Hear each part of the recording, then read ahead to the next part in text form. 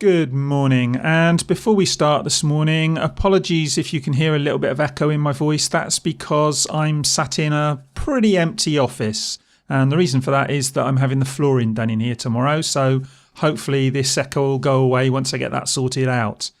But all that aside, let's get on with the actual content of the video, and what I want to talk about this morning is CEX again. Now, the video I did the week before last talking about CEX and issues with fake covers has blown up somewhat, and I've had a lot of comments on that video specifically.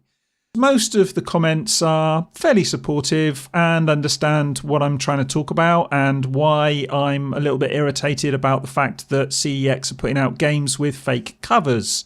But there were some comments that were less than supportive and some comments that were asking, well, why is this an issue?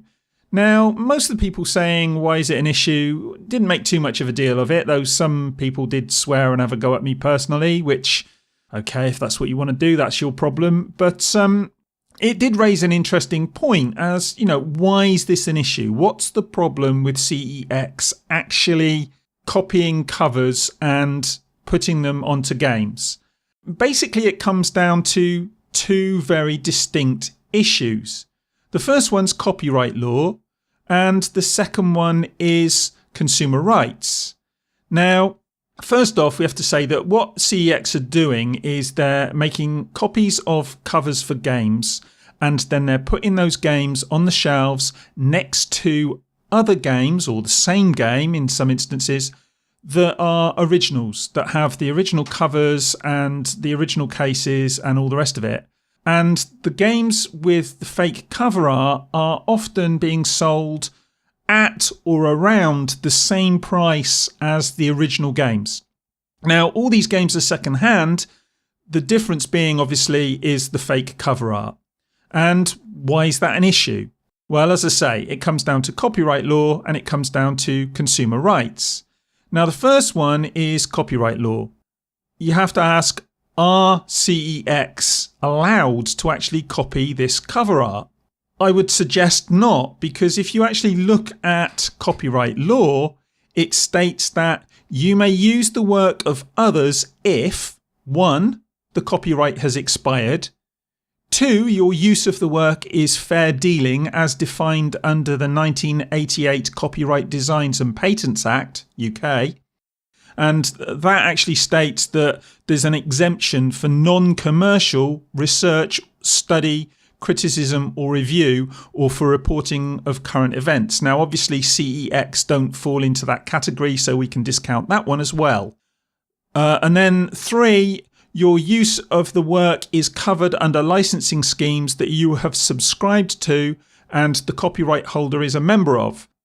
Now, CEX could be part of a scheme, but if they are, then why are they not coming out and showing the evidence of that scheme and saying, look, here you go, we are on this scheme?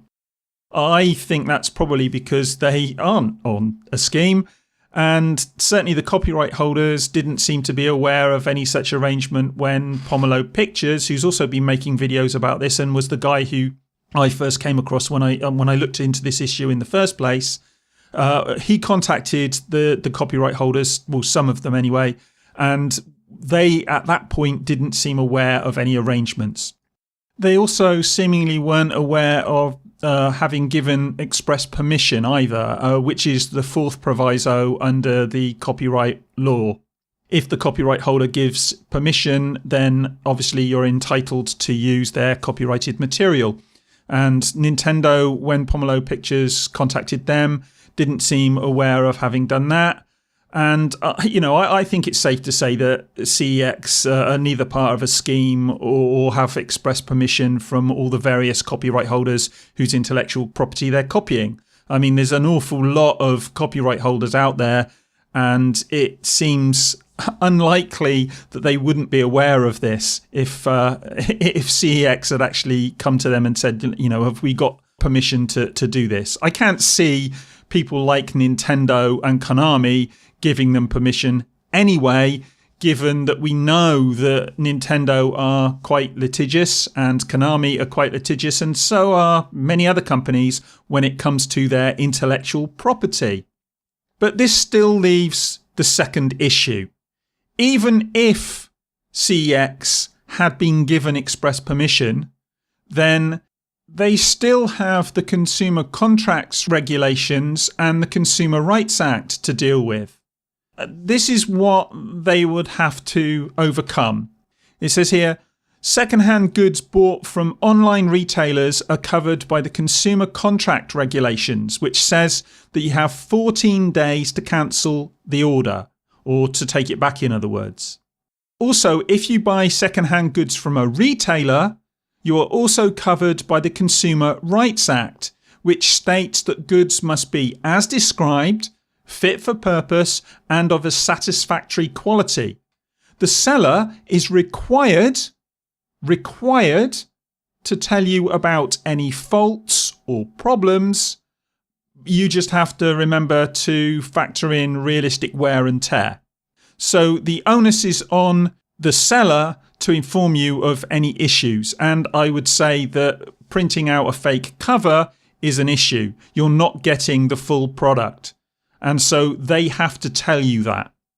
After the first 6 months, the burden will be on you to prove that the product was faulty at the time of delivery or when you bought it.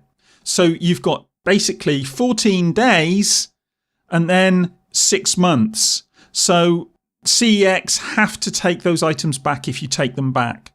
It's different if you're buying from a private seller, as they don't have to draw attention to any defects. What we have here, though, is CEX are putting games on shelves with fake covers. They're not informing their customers of this practice, and they're charging the same price for these items as they are for the genuine products, complete with original cover art and manuals, etc. They're therefore in breach of both copyright law and the Consumer Rights Act. And as an aside to that, they're also failing to inform customers that they have 14 days in which to return the items.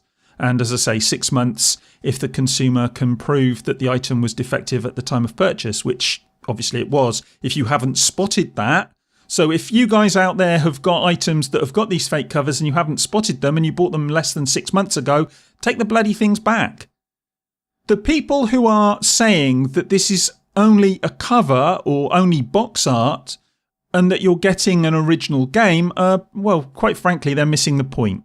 CEX are almost certainly infringing copyright law, and they're misleading their customers either deliberately or inadvertently, and that's neither legal nor, as far as I'm concerned, morally acceptable. If we put the issue of copyright aside for a moment, I actually don't think that most people would have a problem with fake covers as long as they were clearly marked. You know, if it was obvious that when you were buying it that you were getting a fake cover and you were told that and the price of the item was cheaper as a result of that, then I don't think it would be an issue at all. The fact of the matter is that sometimes you just want a copy of the game. You know, I do. I don't necessarily want a collectible. I just want a game that I can play. CEX could even do what other retailers do and use generic covers. They'd then be within copyright law and consumer rights law, and most people would be happy. Apart from the odd one or two who've come on and said, well, you're getting a nice cover, stop complaining about it. Which, as I say, I think they're missing the point. The bottom line is that selling games with fake covers, and some of these games are sold online, so the customer is in no position to check even if they wanted to, is not acceptable, however you cut it. CEX are in breach of the law, and, you know, you can damage control all you want, but you can't hide that fact. If they haven't expressed permission, if they don't belong to some sort of scheme, and even if they do belong to schemes and they've got permission, then they're still in breach of the law as regards consumer rights. They have to tell you if you're buying an item with a fake cover. And frankly, that's all we're asking, isn't it? That's all I'm asking. I want them to be within the law, and I want them to be honest and upfront with their customers. And that's just a consumer rights issue. That's not somebody whining, that's not somebody moaning, that's just somebody asking to be treated fairly by the person they're buying their products from. And that's not too much to ask, whether it be games or any other product. But anyway, that's my opinion. I just wanted to get that out there because, I've had a lot of comments and I've had to keep saying the same things over and over and again. So I thought that if I put this out as a video, people could watch the video and they could see where I'm coming from on this. So as usual, let me know in the comments what you think about this. Let me know if you agree with me, if you disagree with me. But don't keep repeating the same old stuff because, it does get a little bit tiring when you keep having to answer the same old question over and over again. So watch the video, take it on board. You don't have to necessarily agree with what I'm saying here, but I think the law's pretty clear. And if you're a lawyer or you understand the law better than me and you can refute anything I've said, then great, come and let me know. I'd be happy to hear from you. But in the meantime, I'm going to go and get myself a cup of tea, and as usual, I will speak to you in the next one. Bye.